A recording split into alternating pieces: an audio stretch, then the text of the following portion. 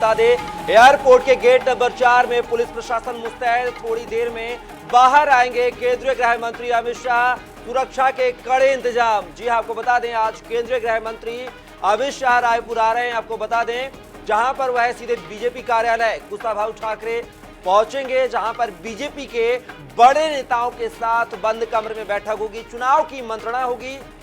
तो बड़ी खबर आपको राजधानी रायपुर से बता रहे हैं, जहां पर केंद्रीय गृह मंत्री अमित शाह रायपुर पहुंच चुके हैं और थोड़ी ही देर में वह एयरपोर्ट के गेट के बाहर आएंगे, जहां पर सुरक्षा व्यवस्था के पुख्ता इंतजाम किए गए हैं।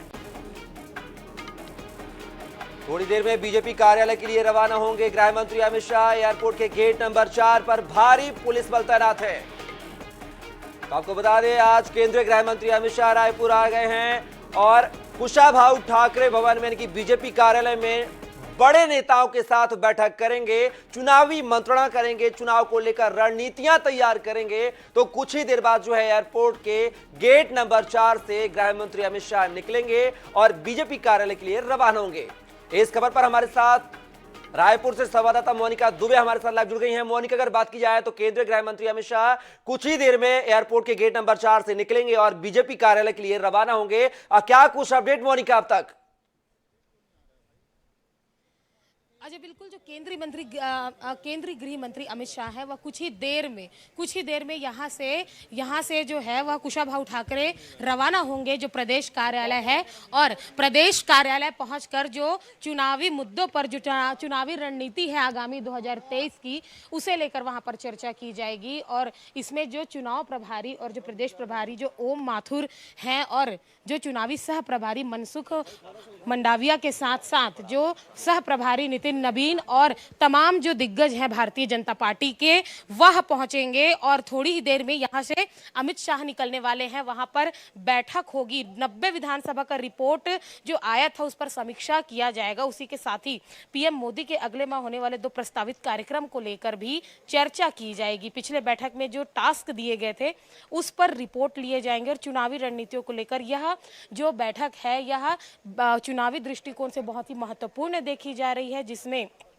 जिसमें ये जो तमाम दिग्गज हैं वहाँ शामिल होंगे। साथ ही प्रदेश अध्यक्ष अरुण साव, पूर्व सीएम डॉक्टर रमन सिंह के साथ साथ नेता प्रतिपक्ष नारायण चंदेल भी इस बैठक में शामिल होंगे। और जो पिछले टास्क देके जो गए थे अमित शाह, अब फिर वो आ रहे हैं और फिर से वो टास्क देकर जाएंगे। तो भारतीय जनता पार्टी के सामने यह एक बड़ी चुनौती होगी कि केंद्रीय गृह मंत्री ने जो टास्क दिए हैं उसे वह कब तक पूरा कर पाते हैं और आगामी 2023 विधानसभा चुनाव को लेकर कितना कमर कस के वह मैदान पर उतर पाते हैं और अपनी परफॉर्मेंस जो है वहां पर दिखा पाते हैं।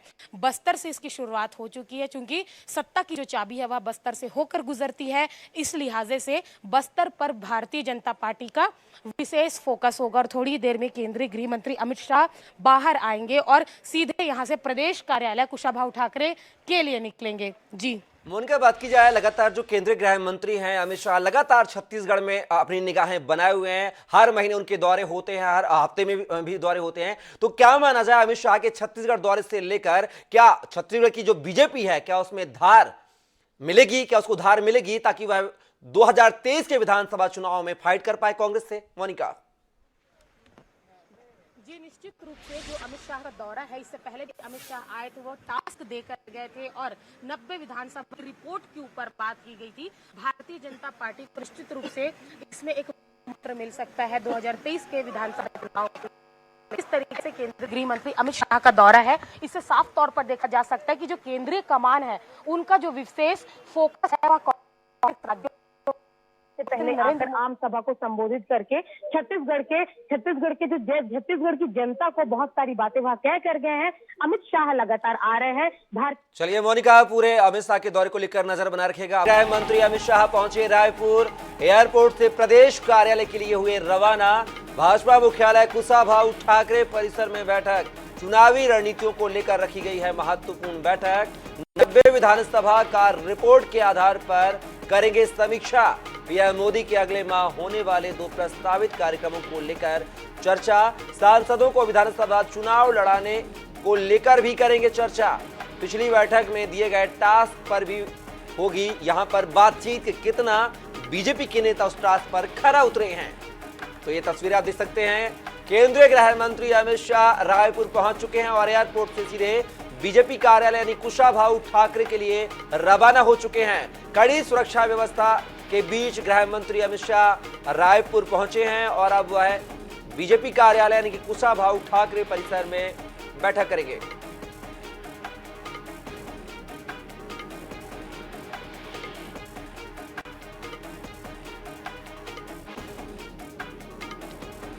तो बता दें, गृह मंत्री रायपुर पहुंचे हुए हैं। केंद्रीय गृह मंत्री अमित शाह रायपुर पहुंच चुके हैं। तस्वीरें आप देख सकते हैं। कड़ी सुरक्षा के बीच उनका काफिला जो है एयरपोर्ट से कुशाभाऊ ठाकरे परिसर की ओर रवाना हो चुका है।